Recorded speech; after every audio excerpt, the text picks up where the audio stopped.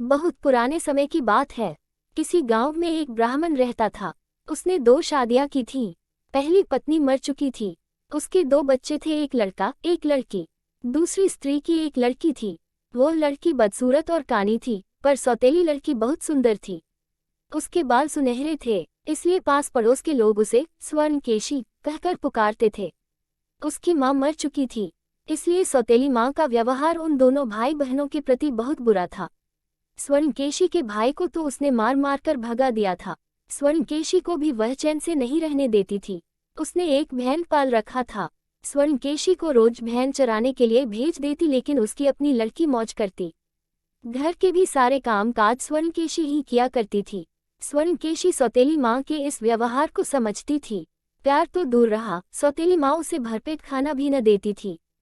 तभी स्वर्णकेशी सोचती, अगर मेरी माँ जिंदा होती तो कम से कम भरपेट खाना तो मिलता, और ये सोचकर उसकी आंखों में आंसू आ जाते। एक दिन वह यूं ही रो रही थी कि उस बहन ने उसे रोते हुए देख लिया। उसने पूछा, तू रोती क्यों है बहन? अपने दुर्भाग्य पर वह और भी जोर जोर से रोने लगी। मेरी सौतेली माँ मुझे प्यार नहीं करती। अपनी बेटी को खाना देती है, मुझे नहीं देती। कोई बात नहीं, बहन बोला, जैसे कि पहले से ही वह बात समझता हो। मेरा कहाँ मानो। उस पेड़ की जड़ को खोदो, नीचे एक डंडा मिलेगा, उस डंडे से मेरे सींग पर चोट करो। स्वर्णकेशी को बहन की बात समझ में नहीं आई, पर बहन ने उसे ऐसा करने के लिए बाध्य किया। आखिर उसने पेड़ के नीचे खोदना शुरू किया। डंडा मिला, एक चोट बहन के सींग पर मारी तो फल, मेवे, मिठाई आदि कई खाने की चीजें निकली। स्वर्णकेशी ने खूब छक्कर खाया। बस तब से वह रोज ऐसा ही करती और खूब खुश रहने लगी। फिर तो वह कुछ कुछ तंदुरुस्त भी होने लगी। उसके स्वास्थ्य अच्छे होने लगे, उसके रूप भी निखार आने लगा। अब वो पहले से भी ज्यादा खूबसूरत दिखने लगी।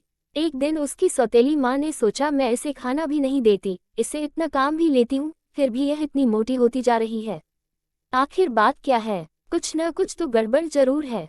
फिर उसने अपनी लड़की को बुलाया और बोली, तुझे क्या हो रहा है? इतना खिलाती हूँ, फिर भी तू मरने को होती जा रही है। स्वर्णकेशी को तो देख, और दूसरे दिन से उसने अपनी बेटी को भी उसके साथ लगा दिया और समझा दिया कि मालूम करना कि वह क्या खाती है और क्या करती है।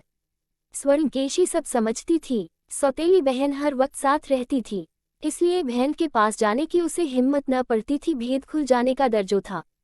फिर 3-4 दिन ऐसे ही बीत गए। आखिर जब एक दिन भूख ने उसे बहुत सताया तो स्वर्णकेशी ने सौतेली बहन को टालने की बहुत कोशिश की और एक बार किसी बहाने उसे दूर भेज ही दिया। वह चली तो गई, पर थी बहुत होशियार, आंखें उसके पीछे ही लगी रहीं। उसने स्वर्णकेशी को बहन के सींग पर डंडा मारते और तरह तरह के व्यंजन खाते देख लिया। लौटते ही बोली, केशी दीदी, तू क्या खा रही है? मुझे भी देना। केशी ने थोड़ी मिठाई उसे भी दे दी। संध्या को दोनों घर लौटी। माँ ने हमेशा की तरह अपनी बेटी से पूछा, कुछ मालूम हुआ? हाँ माँ। बेटी तो पहले से ही कहने को तैयार थी। बोली, केशी तरह तरह के स्वादिष्ट व्यंजन खाती है। और उसने सारी बात बता दी कि किस प्रकार बहन के सींग पर डंडा मारकर वह मिठाई खाती है। सौतेली माँ बहन पर बिगड़ी। उसे बहन पर बहुत गुस्सा आ रहा था। उसने कहा, मैं उसे जिंदा नहीं छोड़ूंगी। उसकी बेटी इस पर बहुत खुश हुई। स्वर्णकेशी तभी से उदास रहने लगी। वह बहन को सदा की भांति चराने तो ले गई, पर दिन भर पेड़ के नीचे बैठी रोती रही। उस दिन उसने मिठाई नहीं खाई। बहन ने उससे पूछा, तू उदास क्यों है बहन? स्वर्णकेशी बोली, भैया मैं अभागिन हूँ। सौतेली माँ को सब कुछ मालूम हो गया है। वो तुम्हें मार डालना चाहती है। बहन ने कहा, मारने भी दो केशी, तेरे लिए मैं तब भी नहीं मरूंगा। ये सब मेरा मांस खाएंगे, पर तू न खाना। तू मेरी हड्डियों को उठाकर एक जगह पर गाड़ देना। जब किसी चीज की जरूरत हो, उसे खोदना, तेरी मनचाही चीज तुझे मिलेगी। उस औरत ने बहन को मारा दिया। स्वर्णकेशी ने बहन की सारी हड्डियों को ले जाकर एक जगह जमीन में दबा दिया।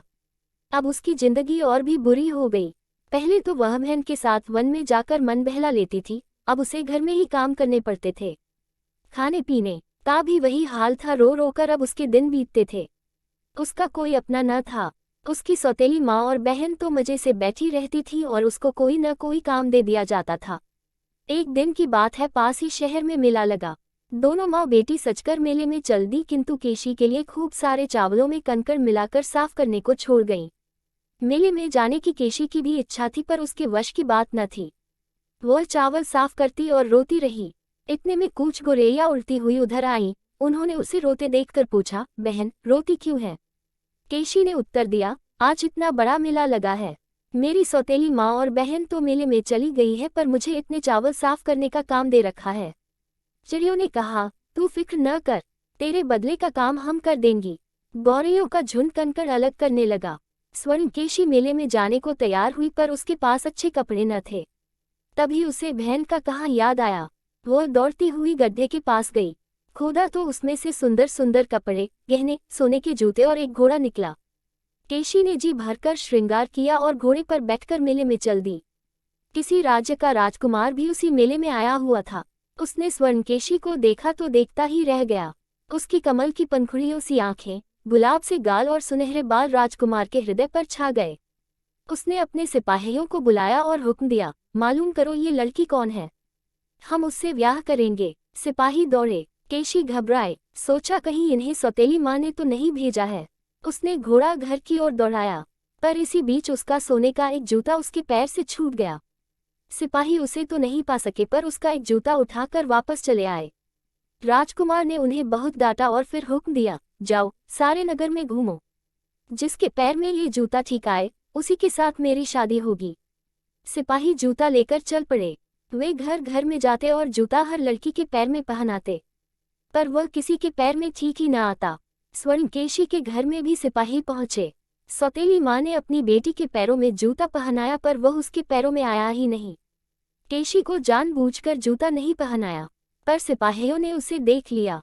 उन्होंने कहा, इसे भी पहनाओ। सौतेली माँ ने कहा, इसके पैर में नहीं आएगा, और रानी होने की इसकी किस्मत कहाँ, ये तो हमारी नौकरानी है। पर सिपाही नहीं माने। डरते डरते स्वर्णकेशी ने जूता पहना और वह उसके पैर में ठीक आ गया। सिपाही बहुत खुश हुए, किसी के पैर में तो जूता ठीक आया। चलो, जान बची। स्वर्णकेशी का विवाह राजकुमार से हो गया। सौतेली माँ कुढ़कर रह गई, फिर भी उसे चैन न मिला। वो हर रोज उसे मारने के उपाय सोचती रही।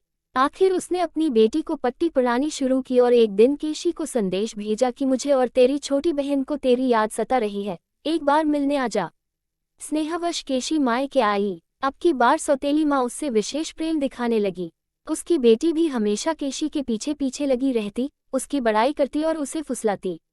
एक दिन वे साथ साथ घूमने निकली।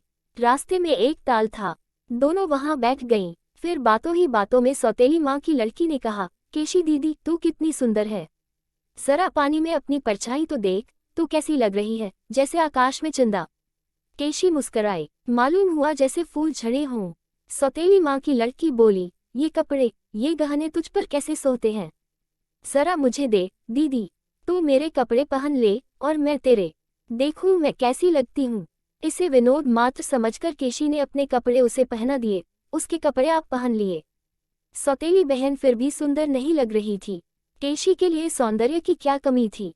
केशी दीदी, उसने कहा, तू मेरे कपड़ों में भी कितनी सुंदर लग रही है, जरा देख तो पानी में अपनी सूरत।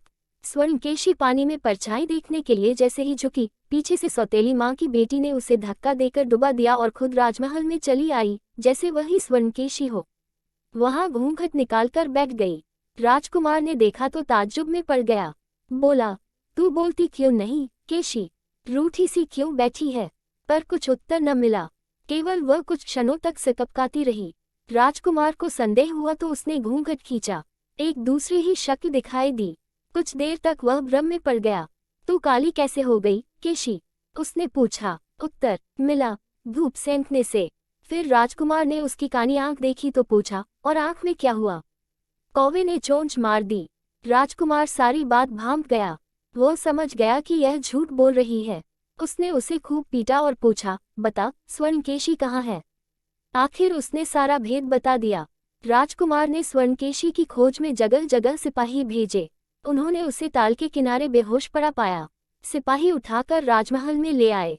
दवा दारू हुई और केशी ठीक हो गई। राजकुमार ने राजधानी में खूब खुशियां मनाई। इसी बीच स्वर्णकेशी का भाई ताल के पास पानी पीने आया। उसने पानी में हाथ डाला तो हाथ में सोने कम बाल आए। उसने बाल देखे और वर्षों की याद ताज़ा हो उठी।